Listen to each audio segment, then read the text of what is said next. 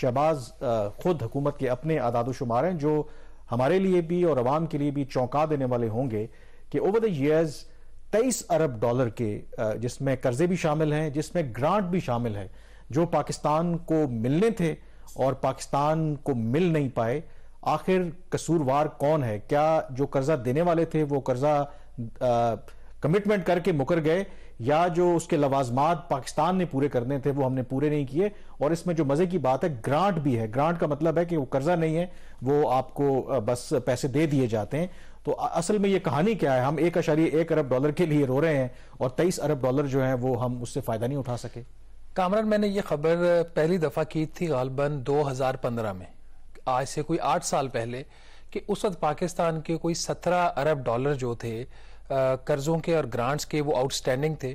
اور اس میں زیادہ تر جو اس وقت کی وجوہات تھیں وہ ہمارا اپنا فالٹ زیادہ تھا بجائے اس کے کہ ڈونرز یا لینڈرز کا فالٹ. اچھا، اس خبر کے بعد ہوا یہ کہ اکنامک افیئرز کی منسٹری، اس وقت ڈویژن ہوتی تھی، وزارت تو اب بنی ہے پی ٹی آئی کے ٹائم پہ آ کے، انہوں نے وہ ڈیٹا جو ہے وہ کمپائل کرنا چھوڑ دیا.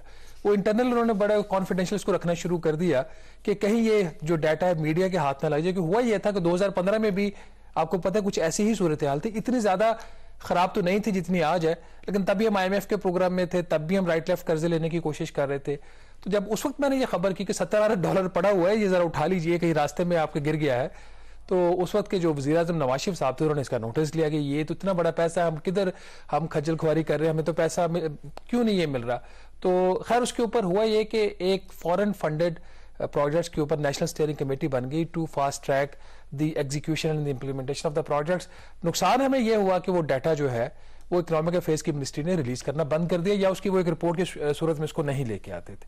اچھا، اب پھر وہ انہوں نے اچانک سے پھر وہ ڈیٹا ریلیز کرنا شروع کر دیا ہے. تو جو فگر کبھی 17 ارب ڈالر تھا وہ اب 23 ارب ڈالر ہو گیا. آپ کا سوال یہ ہے کہ جی کس کا قصور ہے، اس پہ بعد میں آتے ہیں.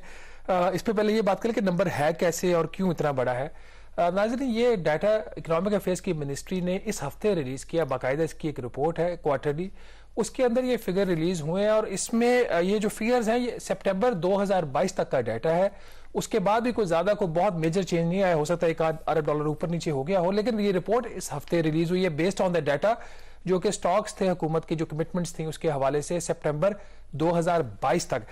اس میں ٹوٹل جو فگر ہے جو پاکستان کو کمٹ ہوا ہے ڈونرز کی طرف سے بھی اور انٹرنیشنل کریڈیٹرز کی طرف سے وہ 23 ارب ڈالر ہے. اور اس 23 ارب ڈالر میں سے 3.7 ارب ڈالر کی گرانٹ ہے. مطلب کہ یہ فری منی ہے، اس کی صرف آپ کو لوازمات اس کی شرائط پوری کرنی ہے اور گرانٹس آپ کو یہ مل جاتی.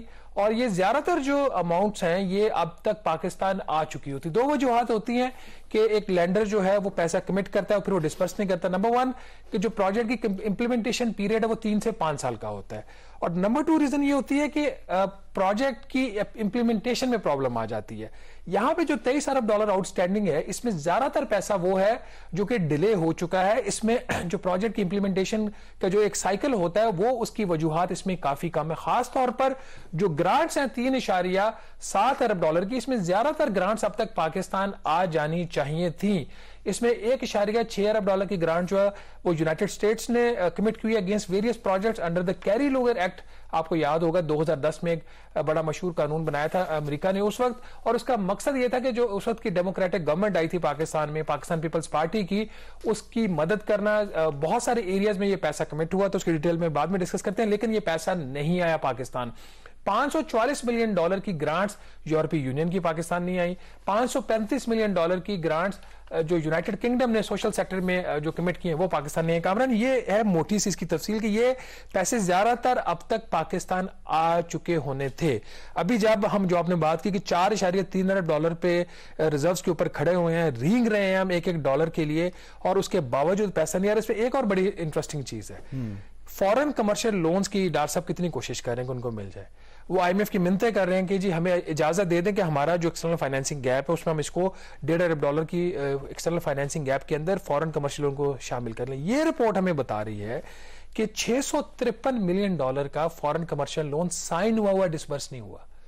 اچھا، اس میں 200 ملین ڈالر شاید بینک آف چائنا نے بعد میں کر دیا تھا کیونکہ یہ سپٹمبر تک کا ڈیٹا تھا. 440 ملین ڈالر کا Swiss AG bank lead consortium کا جو اس کے قرضے کی وہ ایگریمنٹ سائن ہوئے ہیں اور ان کا جو امپلیمنٹیشن پیریڈ ہے وہ جب ڈسپرس ہونے تھے وہ بھی گزر چکا ہے.